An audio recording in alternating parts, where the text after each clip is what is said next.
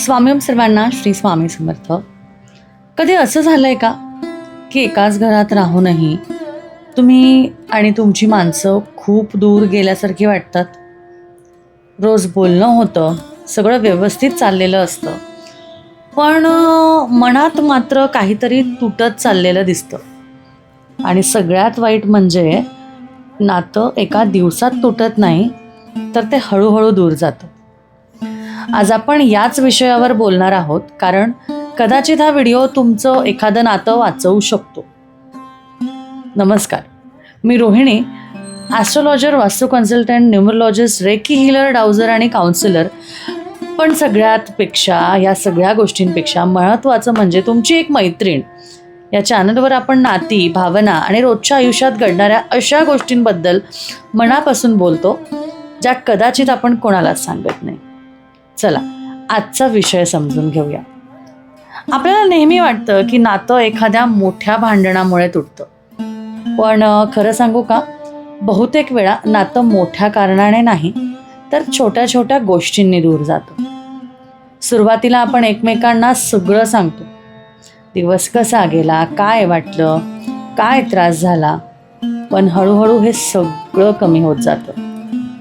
मग एक दिवस लक्षात येतं की आपण एकाच घरात राहतोय, पण एकमेकांच्या मनात काय चाललंय हे कुणालाच माहिती नाही.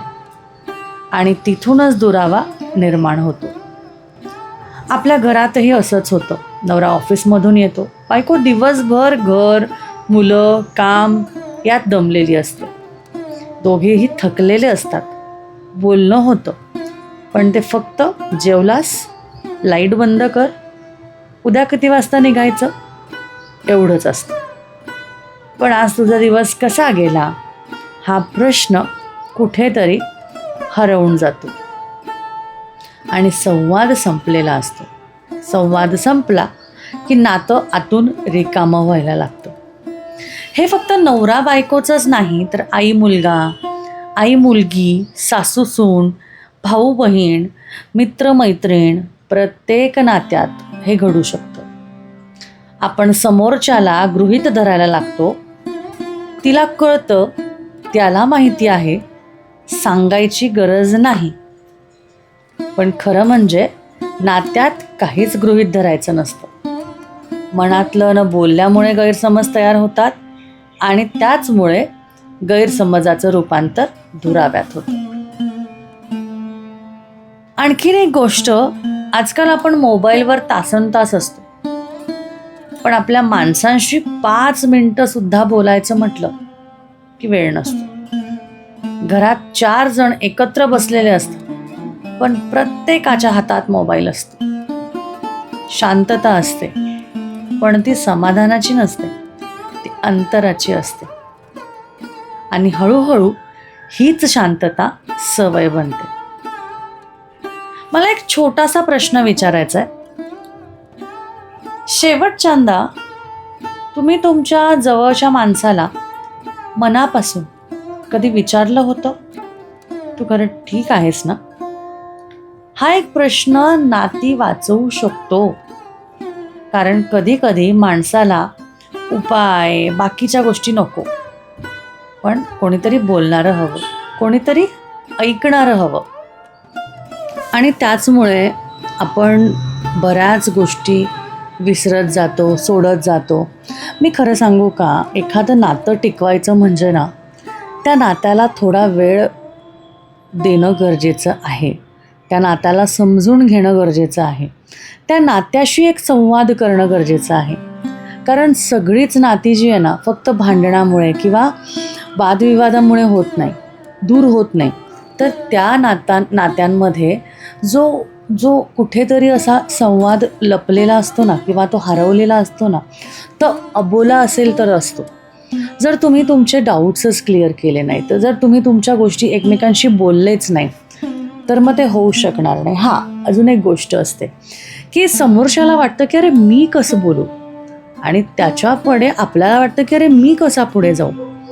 पण तुम्हाला एका दिवसात ही गोष्ट करायचीच नाही. कारण हे जे नातं जे आहे, हे हळूहळू जे कमी होत गेलेलं आहे, याच्यासाठी तुम्हाला जसं हळूहळू कमी झालं तसंच त्याला हळूहळू वाढवायचं आहे. त्यामुळे आज असं तर उद्या थोडं 2 शब्द जास्ती, अशा पद्धतीने तुम्ही ते करू शकता. आणि मगाशी म्हटल्याप्रमाणे एक अहंकार असतो, पहिले मी बोलू का समोरची व्यक्ती, म्हणजे पहिला मी फोन करू, मी माफी मागू आणि मी कशी मागू, चूक त्याची आहे, चूक त्यांची आहे, असं म्हणता म्हणता अनेक वर्ष अनेक दिवस निघून जातात. पण शेवटी जिंकतं कोण? कोणीच नाही. हरतं ते नातं. लक्षात ठेवा, माफी मागणारा माणूस नेहमी चुकीचाच असतो असं नाही. अनेकदा ते नातं जपण्यासाठी किंवा त्या नात्याला स्वतःच्या अहंकारापेक्षा मोठं व्हायला नको, किंवा म्हणजे खरं तर नातं मोठं आहे, अहंकार मोठा नाही, तर अहंकाराला मोठं होऊ द्यायचं नाही, म्हणून आपल्याला ते नातं जपण्याची गरज आहे. त्यामुळे ह्या गोष्टी करायला हव्यात.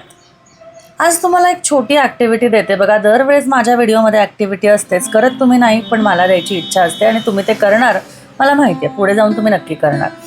आजचा व्हिडिओ संपल्यानंतर तुमच्या आयुष्यातल्या एका जवळच्या व्यक्तीला फक्त एक मेसेज करा किंवा फोन करा.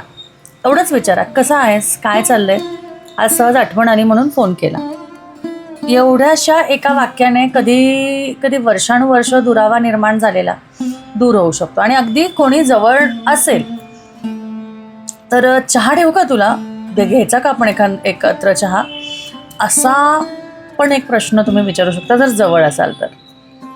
आणि बघा, शेवटी एक गोष्ट लक्षात ठेवा, नातं टिकवण्यासाठी रोज मोठ्याच गोष्टी करण्याची गरज नसते. रोज बाहेर फिरायला जाणं, खाणं पिणं हसणं नसतं. एक फोन, एक मिठी, एक छोटंसं धन्यवाद, एक छोटंसं माफ कर ग, एक मी तुझ्यासोबत आहे, अशा छोट्याशा गोष्टीच पुरेशा असतात. कारण नाती तुटत नाही, त्यात दुर्लक्ष केल्या जातात. आणि जेव्हा आपण त्यांना वेळ देणं पुन्हा सुरू करतो ना, तेव्हा ती पुन्हा फुलून येते.